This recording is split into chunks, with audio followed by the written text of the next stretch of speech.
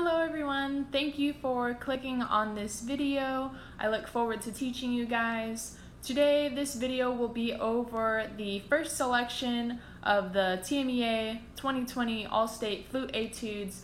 The etude that we will be working on today is number 49, that is F major by Kargelert. It's page 81. So I wanted to go over who this video is for. This is intended for students who may or may not have a flute teacher, or they haven't been able to meet with their band director and go over the All-State Etudes yet. So this is supposed to be a guide through the music. It's pretty general and geared towards maybe the students who are having a much more harder time trying to kind of hack their way through the etudes, so to say. So if you're having some issue with the etudes and you want to work more on rhythms and the notes, articulations, or just making sure that you're actually playing all of the right notes and just being really strategic in your practice, then this video is for you. And I am actually a flute teacher in the Dallas area, so I have put on master classes over this music, so you don't have to worry about that. And in this video, I will go over the first etude and break it down into really small bite-sized pieces, so I'll try not to lose anyone and just move at a nice kind of slow pace, so that you guys can really follow along with the video and play through with your flute along with me, so you can make sure that you're just learning everything that you need to. So I'll talk about pretty much everything in the first etude.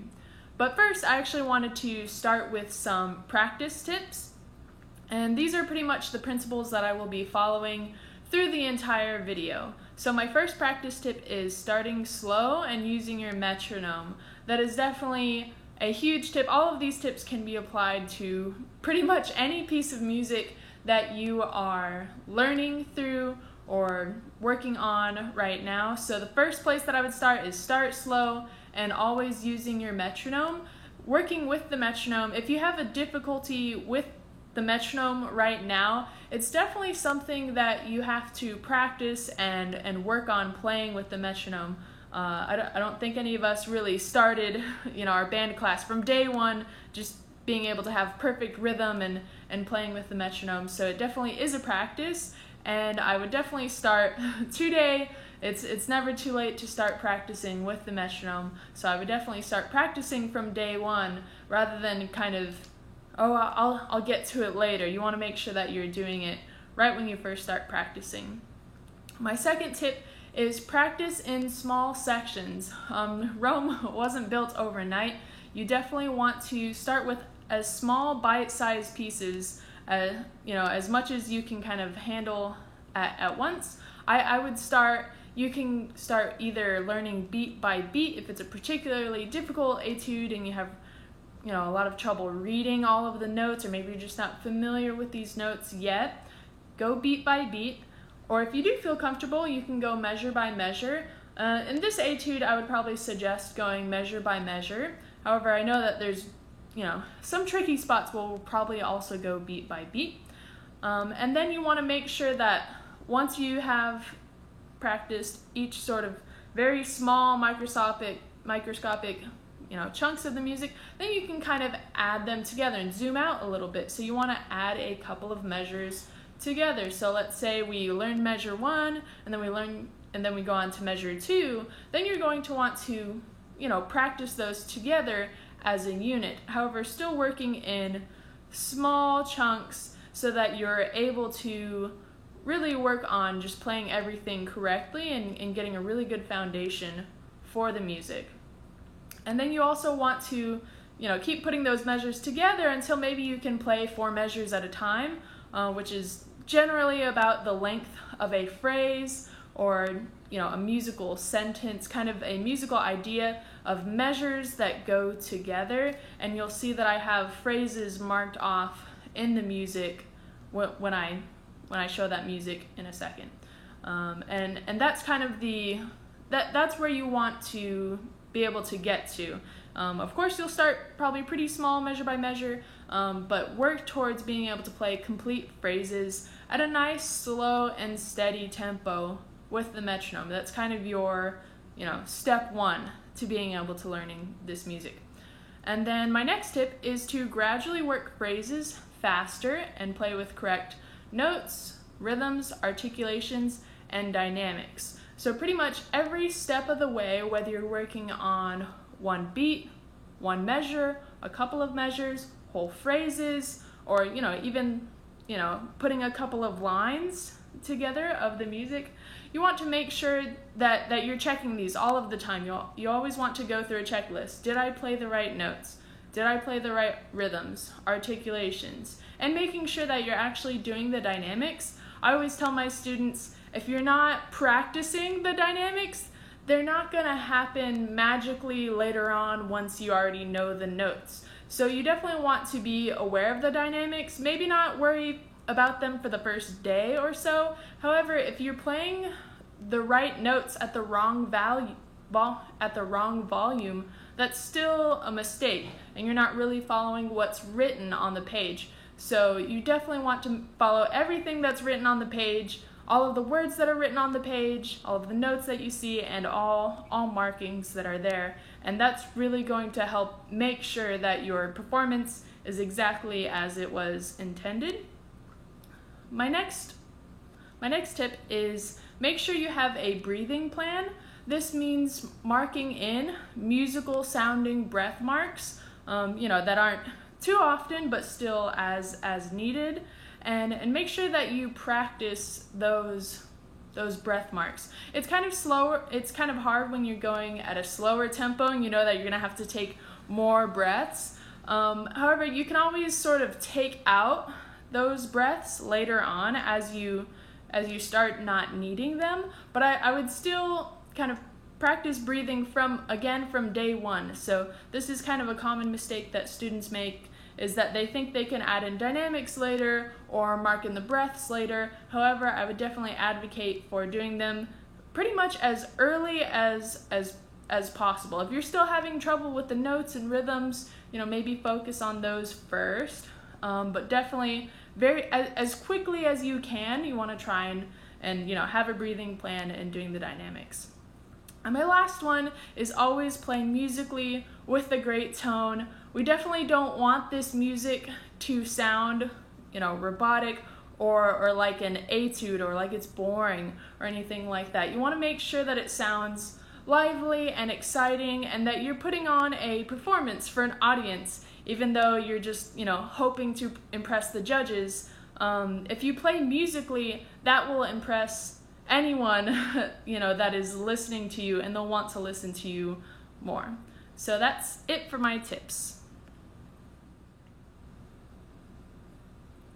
So this next section that I want to talk about before we get started is kind of some troubleshooting tips. So if you followed all of the first tips and you're still kind of having a little bit of issues, here's what you can do if you get stuck.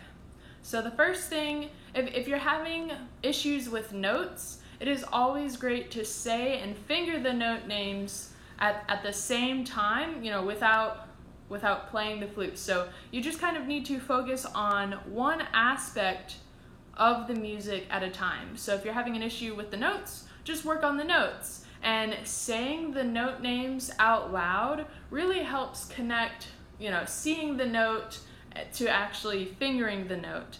And that's going to help you move faster on that. So if you're seeing a lot of accidentals or maybe you're just playing in a key that you're not really familiar with, definitely I would take the time first to say and finger the note names. Next, if you're having trouble with the rhythms, definitely try to clap and count the measures with the metronome. So again, that's kind of separating the rhythm away from any notes or articulations, and you're only practicing the rhythm at that point in time. So yeah, again, if you're having trouble, just pick one aspect of the music and just focus on that. And again, you want to make sure that you're working in really small bite-sized pieces. So maybe you just work measure by measure and you just clap and count each measure. Or let's say you're a little bit more further along, you know, maybe you've already gone through practicing the music for a couple of weeks, but you just want to make sure that you're with the metronome and you're not really playing with the metronome, and you realize that, then you can, you know, clap and count 4 measures at a time. So it's really up to you, but I wouldn't do more than 1 to 4 measures, or at least on this etude I would kind of focus on them in those sections. The next, I would actually fermata each note, which means to hold out each note, and then you want to look forward to the next note and kind of mentally prepare yourself to change notes. And really that's just kind of like playing the notes nice and slowly outside of time, and that can help, you know, if you're working on your tone, or maybe if you're still working on reading the notes. You can actually do that after you say and finger the note names, but usually the first 2 I kind of do really by default anyways, and then these are kind of what I would further to do if you're still having problems. The next one is practice only the fingerings in time with the metronome. So again, this is when you have your metronome going and you're just fingering through the notes. However, this is in time. So you're putting fingerings and rhythm together at this point. So you started by practicing one facet at a time. Now you're putting notes and rhythms together. The next step that I would do is what I call whisper flute, and it's actually where you're kind of blowing into the flute, but you're not actually making any noise. So if you've ever been inside your band class and you know, you kind of see your friends, you know, fingering through the part of the music, and you know, they're kind of blowing through the head joint, but they don't want to make any noise because they don't want their band director to hear. You know, that's kind of what I call whisper flute. However, it's really actually beneficial to do inside your practice. Even though you can play out loud, it sort of gives your brain the ability to mentally practice the music and know what to expect and go through all of the motions of playing through the music without actually playing through it. And it's really to mostly train the mind. And if your mind knows what's going to happen, you know, that'll be much easier when you're actually playing through it and you have a little bit more to focus on. And the whisper flute, you'll be actually able to put, you know, to practice the articulations. So that's what I would also focus on at that point, is playing with the right articulations, playing the correct notes, playing the correct rhythms, and I would whisper flute with the metronome. And the next one, you know, if you're still having trouble, again, just play it through beat by beat, then put those beats together and they make measures, and measures make phrases, and a bunch of phrases actually make a piece. And that's pretty much how all practice goes. Okay, now I will start going over actually how to play the etude and how to practice it. So we will start from the beginning. You can see that I have the phrases marked off, and I have them numbered. Let me see if I can get a pointer. So I have first phrase, second phrase. The first phrase is 4 measures and stop right there. So this is the way that I actually mark my phrases in the music. I also have the measure numbers written in for your quick reference when I'm referring to a measure, and I also have my tentative breath marks written in. These are breath marks that I would take when I'm going at a faster tempo, and you can also mark those down in your music. Again, the goal tempo for this etude is quarter note equals 104 through 126, so this is one of the faster sounding etudes, and you can definitely go look up other people playing it at tempo on YouTube. This video, I won't play it at tempo. I'm mostly just going to go over it at a really slow tempo, just to be able to make sure that you're playing the right notes, right rhythms, articulations, dynamics, everything like that. So first I'm going to play through the first phrase, and then I'll count the rhythms and then maybe note anything else you need to know about that section. All right. Also, feel free to play along with me, or if you just want to listen, but you can also like rewind the video and play it back if you want to hear it again, or pause it if you want to practice it for a little. So definitely use that to your advantage. Here goes the first 4 measures. 1, 2, ready, go.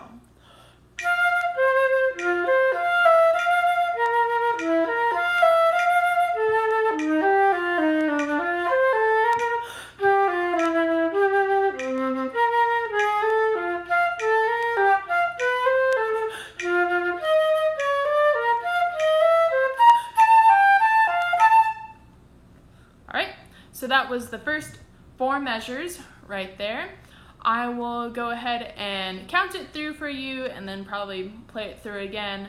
And then if I were you, I'd pause the video and practice this section after that. I do want to point out that in measure 4, I do have the corrections that TMEA made to the music. So on their website, you can actually search TMEA Etude 2020, and you can go to their website and actually see the errata, or basically the corrections that they want to make to the music. So as far as this video is concerned, I have those corrections, or the corrections that they came out to date. And again, make sure that you have these notes written on count 4.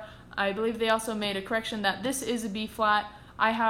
However, already have that in my edition. And then on count 4, we have D sharp, E natural, C natural, and B flat. So again, make sure you go and check the TMEA website so that you have those corrections. And they also sometimes roll those out as they come in. So there might be more corrections in the future after the making of this video.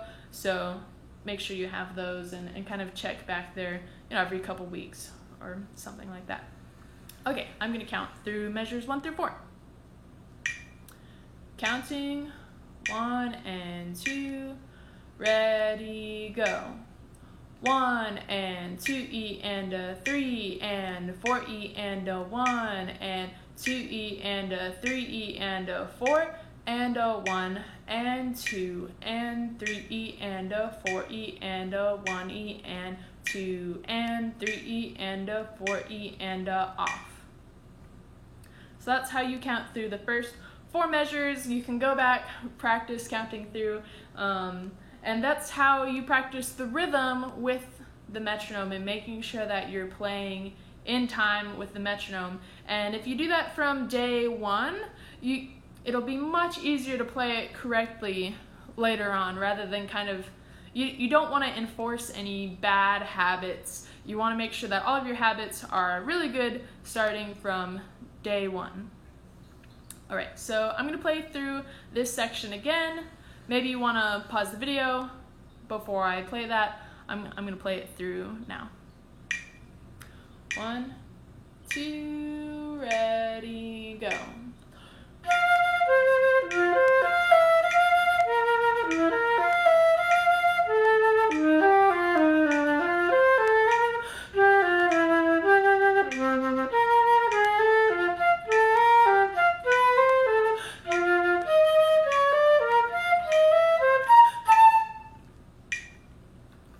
Alright, so that's how you play the first section.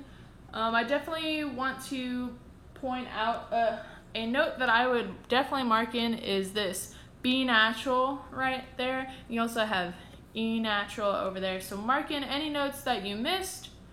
You can practice through this section. I'm going to keep moving, or else this video might be pretty terribly long. I know it's not the most exciting, but hopefully this video helps you out and you can really double check your rhythms, double check your notes, or anything that you might be missing.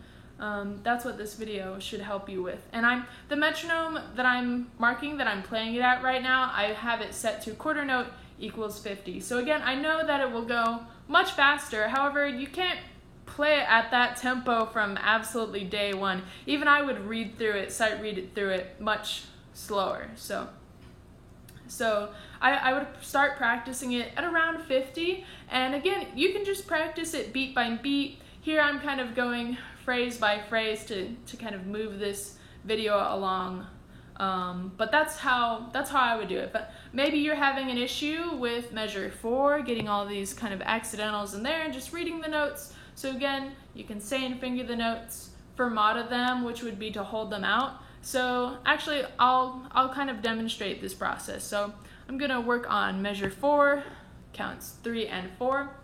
So first I would say the notes. So C sharp, D, B flat, F, D sharp, E natural, C, B flat. And then, you know, I'm pretty fine on the rhythm. I'm sure you are too. It's just 3E and a, 4E and a. If the rhythm was different, you might want to practice it more. But here I would fermata the notes so you can hold them out.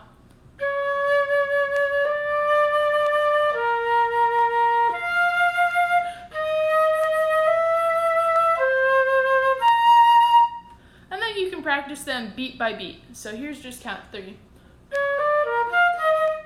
And maybe you want to finger through them without playing it. You can take time to do that now if you like. And then I'm also going to play through beat 4. And then you want to put them together. So once you feel really comfortable playing each individual beat, you just sort of start stacking skills and expanding, and you kind of start, you know, just add beats on the front half and after, and so you can just start putting everything together and amassing it. So here's counts 3 and 4 together. And then I would start at the beginning of measure 4.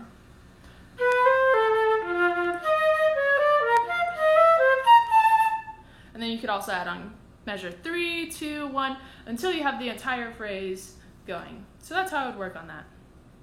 I'm going to move on to the second phrase, starting right here, measures 5 through 8.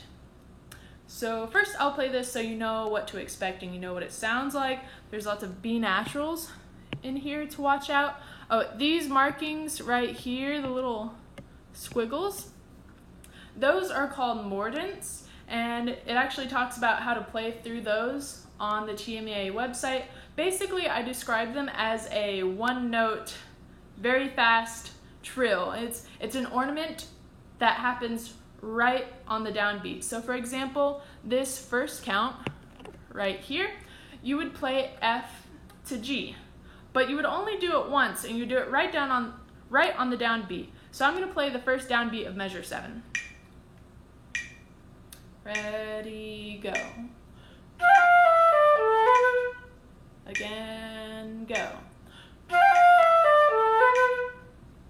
So you can hear that really quickly. I'm doing basically a one-note trill where you only play G natural really quick on the downbeat once, and I think it said that the rhythm is actually sort of like a triplet, just really fast right on the downbeat, and so that's how you would also play the other ones. So this one would be E natural to F, and you can write these in if you think you're going to forget which notes to play there, but that's E natural to F, and again happens right on the downbeat just like this. Ready, go. Oops, sorry, played some wrong notes again, go. There you go, that was right.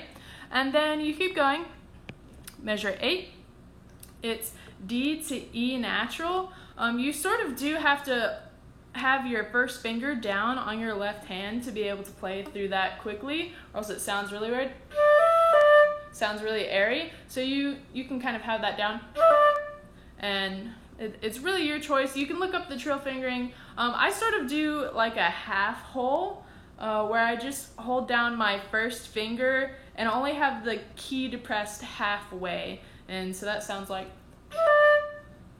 and you seem to get a better tone when you do it that way. So leaving it up doesn't really sound good. You know, pressing it all the way down doesn't sound the best either. If you can just half hole it,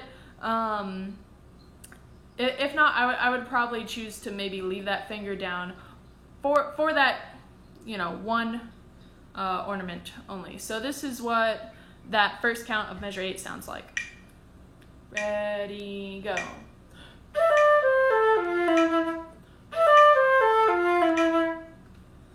Alright, so that's how you play through any mordents that you see. We also actually have one there that's E flat to F natural. This one's F sharp to G natural. And then I think most of them repeat. There's only one that I see right here, that's F to G natural. And that's it for the mordents. And they're all played the same, but I'll get to the other ones later. So just focusing on phrase 2. I'll play through that now. 1 and 2, ready, go.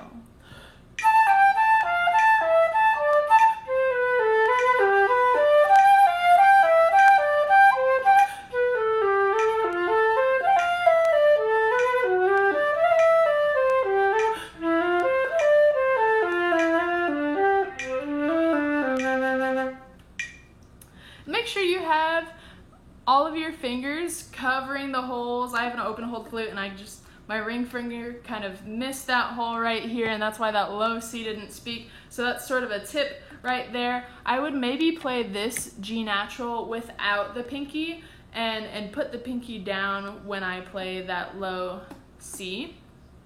And that should help you with the fingerings right there, especially when you're going a lot faster. So that was it with the mordents. However, if you're just starting out, if you're just sort of looking at this and maybe you haven't looked at it too much, I would practice it without the ornaments. And then once you feel more comfortable and you have all of the notes and rhythms and articulations, make sure you pay attention to these articulations, especially in that measure. Then I would add back in the ornaments. But don't wait too long. You don't want to get 1 month in and then wonder how to add in the ornaments. I would pretty much add them as soon as you're able to just comfortably play through the notes. And you want to alternate, once you do sort of add them in, you want to practice them, and practice them with individual beats.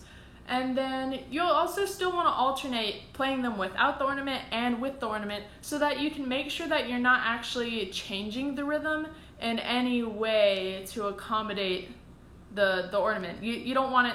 You want the ornament to happen right on the downbeat, and you want to make sure that all of these downbeats happen in time with the metronome, and that you're not slowing down or you're having erratic tempo changes, basically is what I'm trying to say.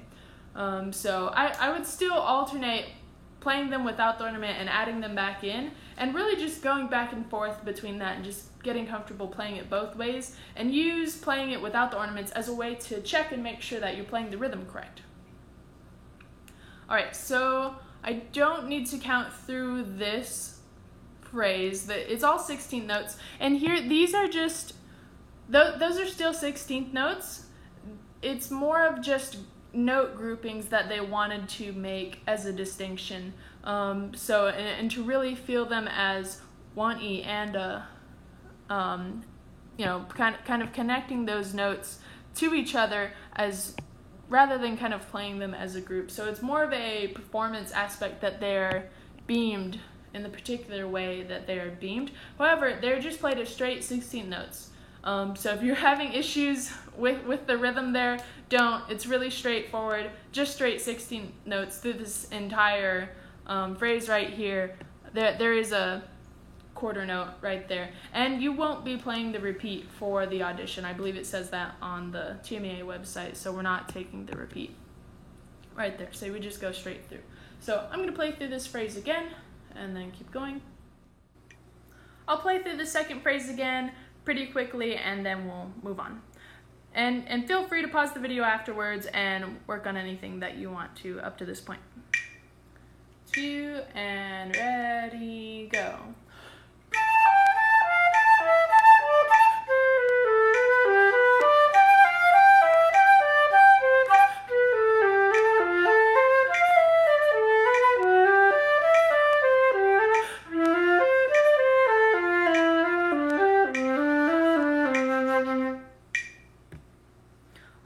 So that's how you play that section.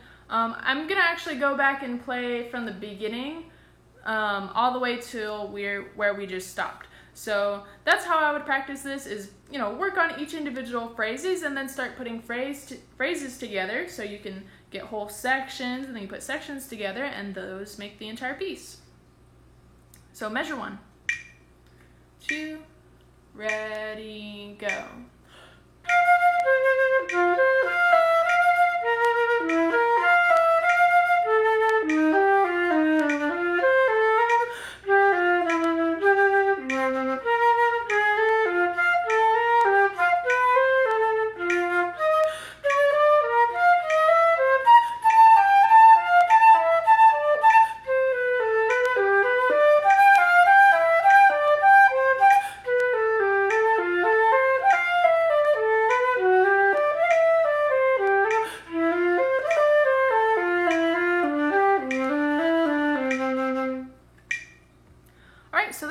first section of the music.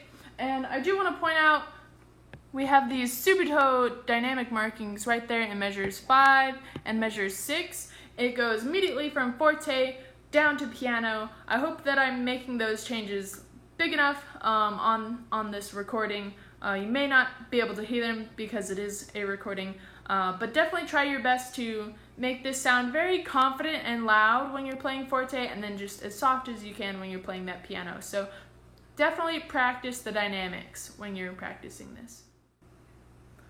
Alright, now we're going to be working on the third phrase, which starts in measure 9 and ends right here. These are just my personal phrase markings. You can mark them differently. However, I think that the musical ideas sound pretty good like this. Maybe other teachers might have different perspectives. This is just how I do it and how I would suggest my students to practice it. But really it just kind of helps you practice it in smaller pieces. So that's really what we're focusing on when we're doing this. So I'm going to play through this third phrase first. If you want, you can go ahead and finger through it, say the note names out loud, clap and count it, whatever you want to do. Again, these in here, they're just straight 16th notes, so there's nothing to worry about in there. So I'll play it first. 1 and 2, ready, go.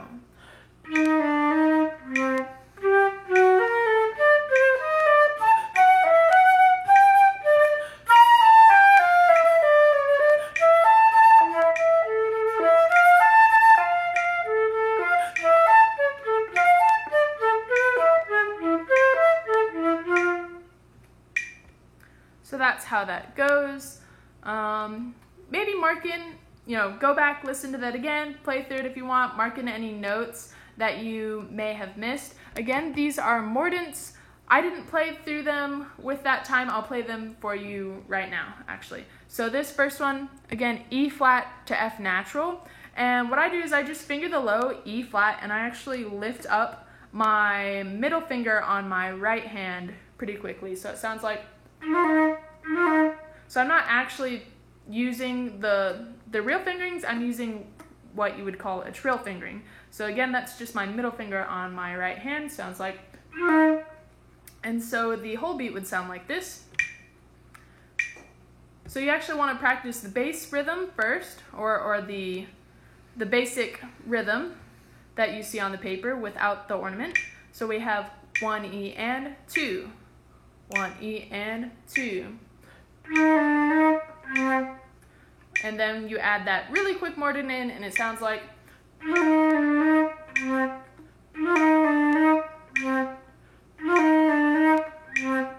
Maybe you want to try through that, play through that a couple times on your own.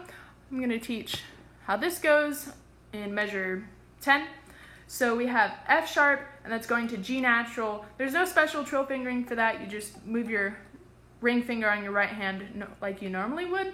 But this is the same rhythm as the last one. So we have 1 E and 2, and then you add in that ornament on top of that. So again, practice it without, and then adding the ornament back in, and really going back and forth until you just can't possibly play it wrong or miss it. So here's what that sounds like.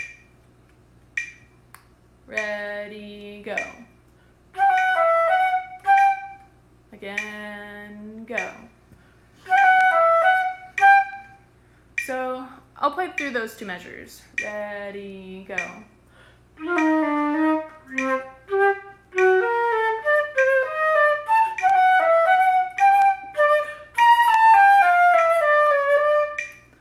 And then when I get to measures 11 and 12, right there, I'm thinking definitely about the dynamics in this part, because we have forte and then piano, forte, piano, forte for the first half of the measure, and then piano for the second half of the measure. So I definitely want to point out those subito, which means instant dynamics, and you want to go from full volume playing to as soft as you can, and definitely practice that pretty much as soon as you got the notes going. And this isn't a difficult rhythm, it's just 16 notes.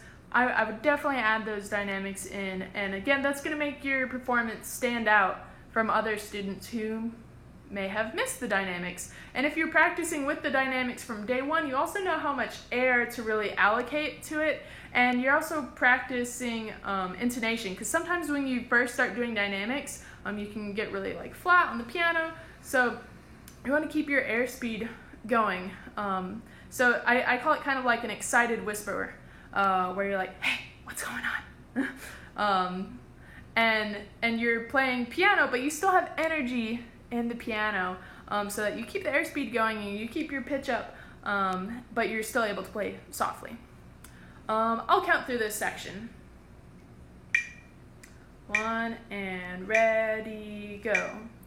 1 E and 2 and 3 E and a 4 E and a 1 E and 2 and 3 E and a 4 E and a 1 E and a 2 E and a 3 E and a 4 E and a 1 E and a 2 E and a 3 E and a 4 E and a stop.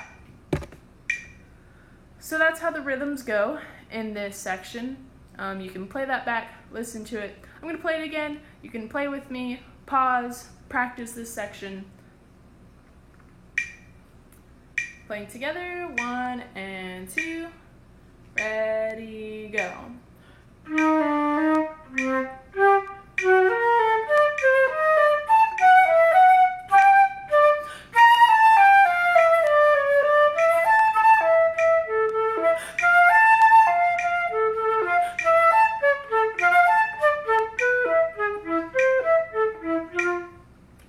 It's really soft and light at the end there. Okay, so let's put all of that together. So beginning all the way through what we just learned, through to the beginning of measure 13. Again, the metronome marking that I'm playing at is 50. You definitely want to try and gradually work that faster, but this will give you a good starting point. 1, 2, ready, go.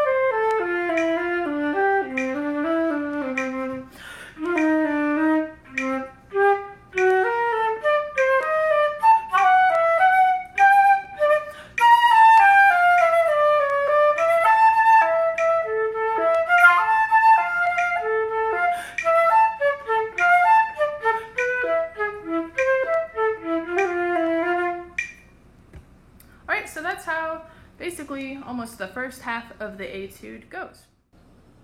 So that's the end for this video. I will make a part 2 for the second half of this etude, so definitely search for part 2 video.